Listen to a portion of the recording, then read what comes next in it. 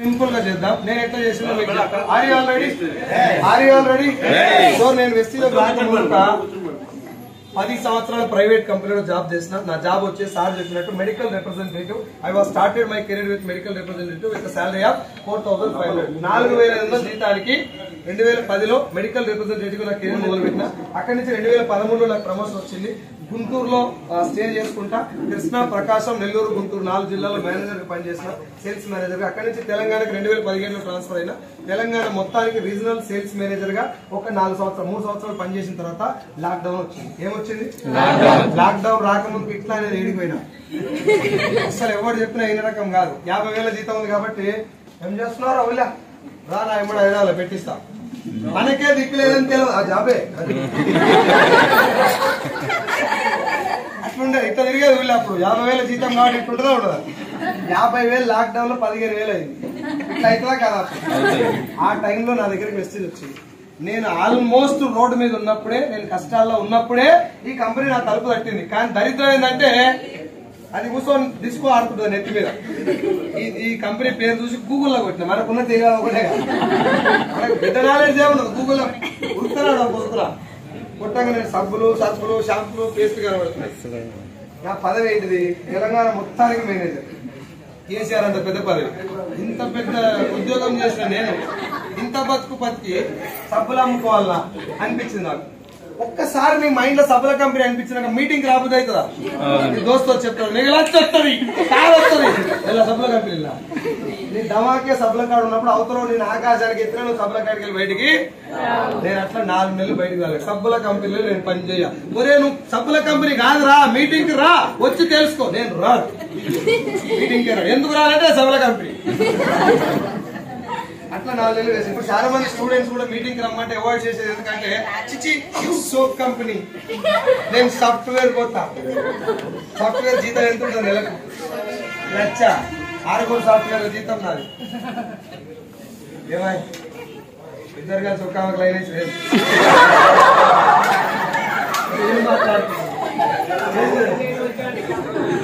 ఊరికి అందాలి కదా మాట్లాడకండి. సో 15 నిమిషాలు నాకు టైం అయింది. డైరెక్ట్ కాన్సెప్ట్ గురించి మాట్లాడుతూ వెళ్ళిపోతాం. రెడీయా? Are you ready? Sir direct selling అనే కాన్సెప్ట్ గురించి మీకు చెప్పబోతున్నాం. డైరెక్ట్ సెల్లింగ్ లో మనది ఒక కంపెనీ. ఏం కంపెనీ? మన పేరు కంపెనీ వెస్టేజ్ కాదు, వెస్టీజ్. ఏం పేరు? కంపెనీ పేరు వెస్టేజ్. ఇది ఉన్న బిజినెస్ పేరు డైరెక్ట్ సెల్లింగ్. రియల్ ఎస్టేట్ అనేది వ్యవస్థ పేరు. సాయి ఇన్ఫ్రా డెవలపర్స్ అనేది రియల్ ఎస్టేట్ కంపెనీ పేరు. కంపెనీ పేరు వేరు, ఆ కంపెనీ ఉన్న వ్యవస్థ వేరు. ఇప్పుడు కంపెనీ పేరు వెస్టేజ్. వెస్టేజ్ అనే చెప్పుల కంపెనీ కూడా ఉండొచ్చు, హోటల్ కూడా ఉండొచ్చు. కానీ ఆ బిజినెస్ ఏందో మనకు తెలవాలి. SR no? వెస్టేజ్ అనేది మనం ఉన్నటువంటి కంపెనీ పేరు, మనం మాట్లాడుకునే కంపెనీ పేరు. కానీ బిజినెస్ ఏంటి అది తెలవాలి. సో బిజినెస్ తెలవాలంటే డైరెక్ట్ సెల్లింగ్ అనే కాన్సెప్ట్ అర్థం కావాలి. ఇప్పుడు తెలుగు రాష్ట్రాల్లో ఏపీ, తెలంగాణలో నేను దాదాపు ఒక 5-6 లక్షల మందికి మీటింగ్ పెట్టాను. ఏ ఒక్కరికి కూడా నేను డైరెక్ట్ సెల్లింగ్ అంటే ఏంటంటే ఏం చెప్తారు తెలుసా?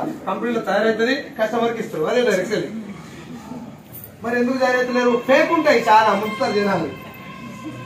ఈ క్లమ్జీ డిస్కషన్ లో నాకు బాగా అర్థమైంది. జనాలు డైరెక్ట్ సెల్లింగ్ అంటే తెలియదు. జనాలకు కాదు, మనకు కూడా అది నాకు అర్థమైంది. ముందు మనం ఏం చేయాలి? జాయిన్ చేయాలా, తెలియజెప్పాలా? జాయిన్ చేయాలా?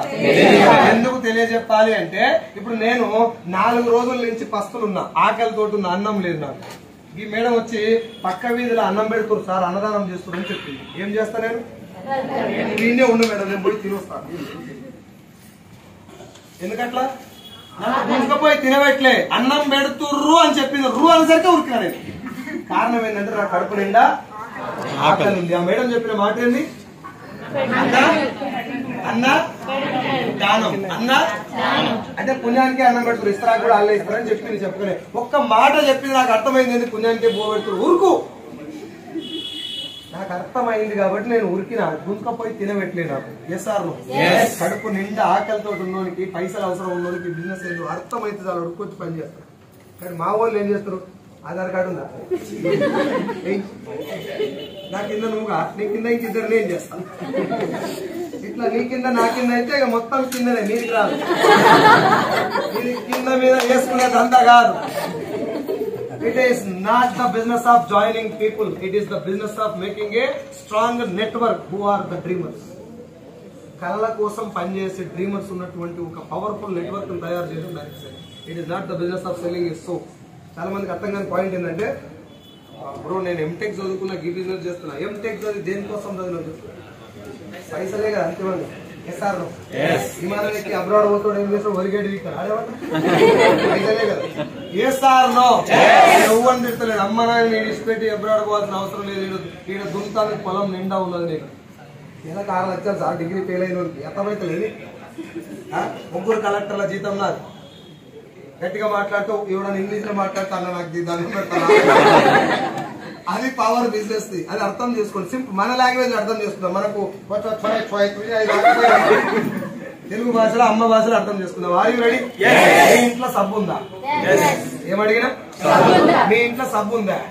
సర్ఫ్, షాంపూ, స్నానం చేసే వాళ్ళు అందరూ మాట్లాడారు. రెగ్యులర్ గా స్నానం చేస్తారు. ఈ మధ్యన ఇన్స్టాగ్రామ్ లో రీల్స్ చూస్తుంటే మీ అమ్మ అంటే మీకు ఇష్టం ఉంటే లైక్ బ్లాక్ మెయిల్ అయిపోయింది. సబ్బు ఉందా? సర్ఫ్ ఉందా? షాంపూ, పేస్ట్, హెయిర్ ఆయిల్, కోసి పౌడరు,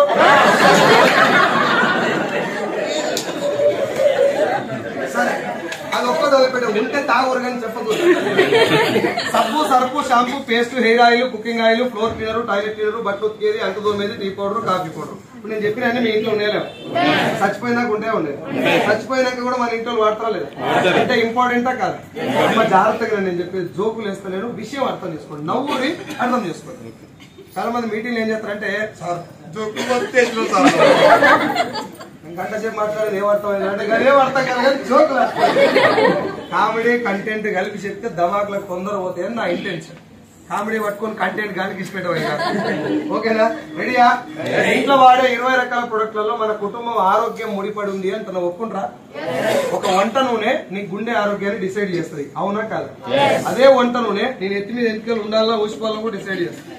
అదే వంట నూనె చర్మం యొక్క ఆరోగ్యాన్ని, కంటి చూపును, చర్మం లోపల క్యాన్సర్ కణాల ఉత్పత్తిని, జీర్ణ వ్యవస్థ పనితీరును, ఆఖరికి మన ఇంట్లో ఆడపిల్లలు ఏ వయసు పెద్ద మనిషి అవ్వాలి అనే దాంట్లో కూడా నూనె పాత్ర ఉంటుంది. ఒప్పుకుంటారా?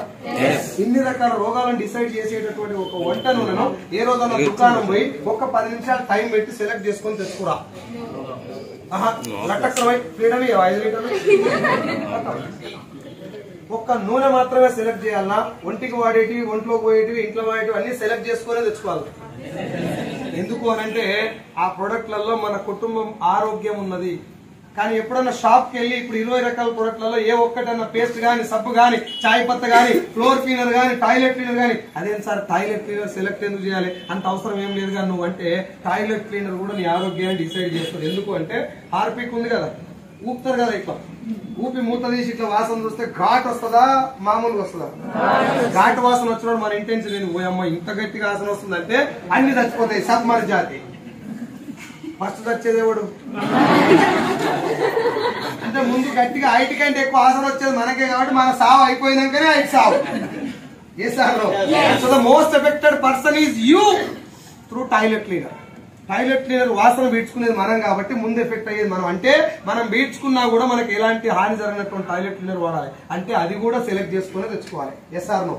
ఇంట్లో చీమలు రాకుండా గీసేటటువంటి లక్ష్మణ రేఖ నుంచి వచ్చే పౌడర్ స్మెల్ కూడా నీ కుటుంబ ఆరోగ్యంలో పాత్ర ఉన్నది. కాబట్టి ఇంట్లో వాడే 20 రకాల ప్రొడక్ట్లలో నీ ఆరోగ్యం ఉంది కాబట్టి జాగ్రత్తగా క్వాలిటీ ప్రొడక్ట్ సెలెక్ట్ చేసుకొని లేదంటే వాడినోని కనుక్కొని తెచ్చుకొని వాడాలి. Yes or no? ఏ రోజన్నా షాప్ పోయి ఒక 10 నిమిషాలు టైం పెట్టి ఇంట్లో ప్రొడక్ట్ సెలెక్ట్ చేసిన ఎవరన్నా? ఎవరు లేరు. నేను లేడీస్ లో క్వశ్చన్ అడుగుతున్నా, మొగోళ్ళు మాట్లాడకూడదు, దొరికిపోతారు. కూర్చున్న మాట్లాడుతున్నా లేడీస్ అడుగుతున్నా. స్టిక్కర్ పెడతారు కదా, టిక్లీ కొట్టి సెలెక్ట్ చేస్తారా? పోయి లటక్లా పట్టుకొని వస్తారా? మాట్లాడరా?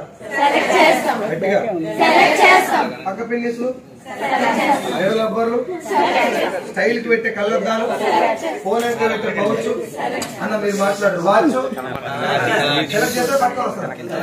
వాచ్ షాప్ కి వెళ్ళి సెలెక్ట్ చేస్తారా? ఇట్లా పోయి గుంజుకొని వస్తారా అంటారా? ఓ టైటాన్ వచ్చి అన్న ఎప్పుడన్నా పోయి లేదు కదా, సెలెక్ట్ చేసుకొని వచ్చినావు. క్యాప్, బెల్ట్, పైసలు లేకుండా ఏతలకు పెట్టే పర్సు సెలెక్ట్ చేస్తాం.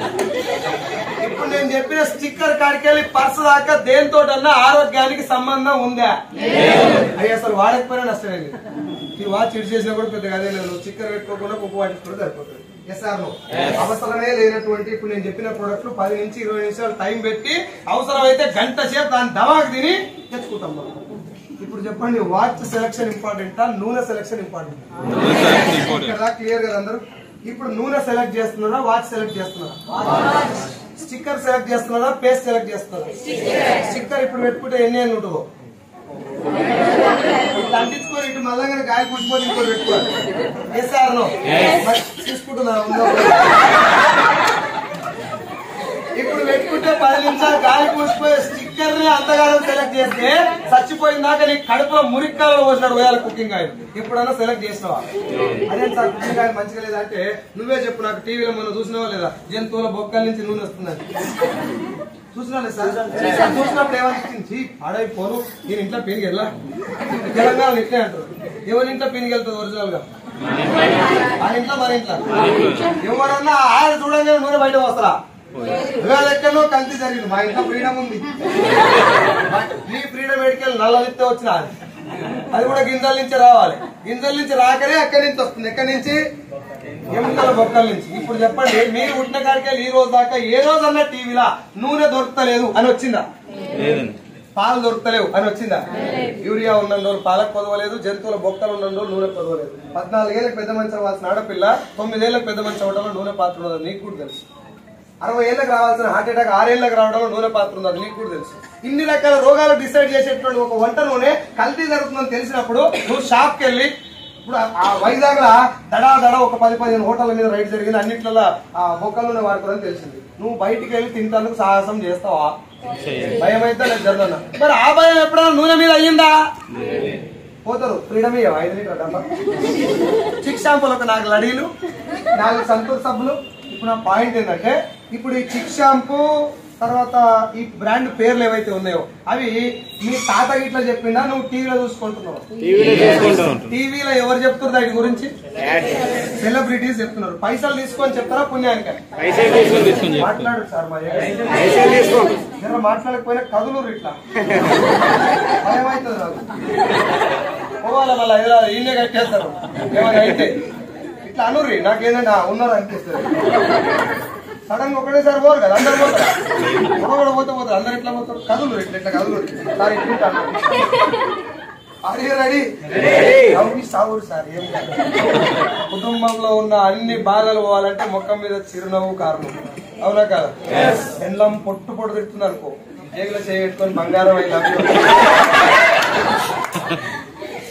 నీకు పౌరుషం లేదా? శరం దక్కుడు నేను తిడుతున్నా, నువ్వు తిట్టే ఎంత ఉన్నది కొట్టున్నా. నువ్వు ఎవరు బయట వాళ్ళు కొడతలే కదా, డోర్ పెట్టి సంపని